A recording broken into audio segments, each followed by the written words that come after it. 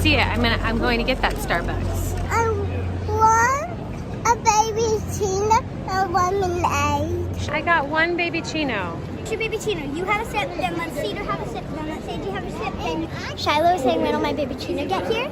And Dad said, Mom's going to get herself a cappuccino, whatever, American latte, something like that. Dad looked mad because he thought a baby Chino was a hot chocolate. I thought that he was thinking he was mad Mom would have to pay for it. He doesn't like Mom spending money, so I told him it's free. Which it is. No, I just don't want with all the sugar. I don't want more chocolate. And I was like, Dad, it's not chocolate, it's frothed milk. We are stocked up and ready for our 4-hour train ride. I am super excited about this trip because we are getting on the famous 160-year-old Flying Scotsman express service from London to Edinburgh.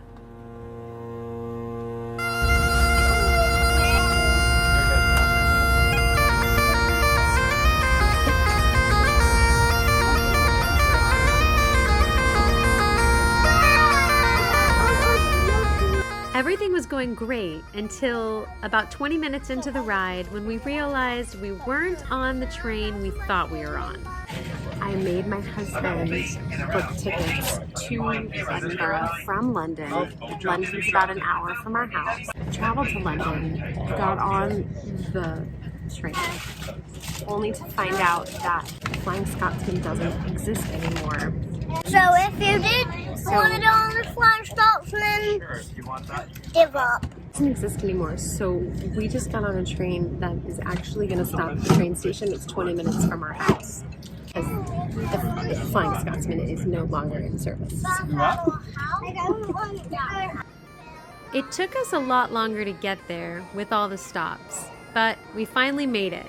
For any Americans out there, the spelling of Edinburgh looks like Edinburgh, but I promise you the ending is burra, like, well, I'm not sure what word sounds like that, but just try your best.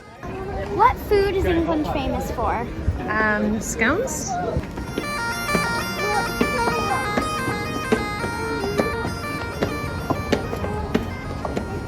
We approached our hotel, and as Peter checked the details on his phone, he realized he accidentally booked a room that had a max capacity of 3 persons. Persons, we come to learn, include children.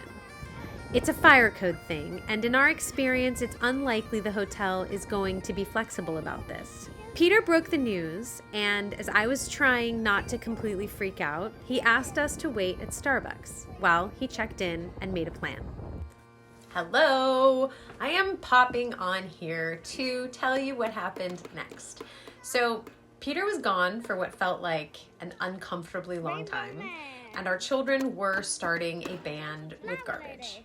When he finally came back, I could tell by his very slow and cautious approach that the news was not good. For any of you that are wondering why we didn't just book a second hotel room right there on the spot, we are budget travelers. So from the start of this dilemma, I knew that a second room was not an option. Peter's plan is, for the duration of our stay, we will enter and leave the hotel room in separate groups and hope that nobody notices. So despite the fact that I felt like an operative disguised as a mother for our entire stay, we made it work.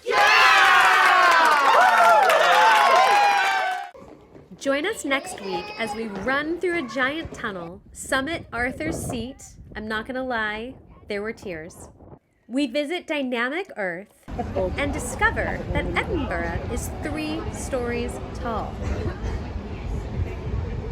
Please subscribe and thanks for supporting us. Look, see? He's wearing a kilt. Right there. He's wearing a kilt. Happy adventure!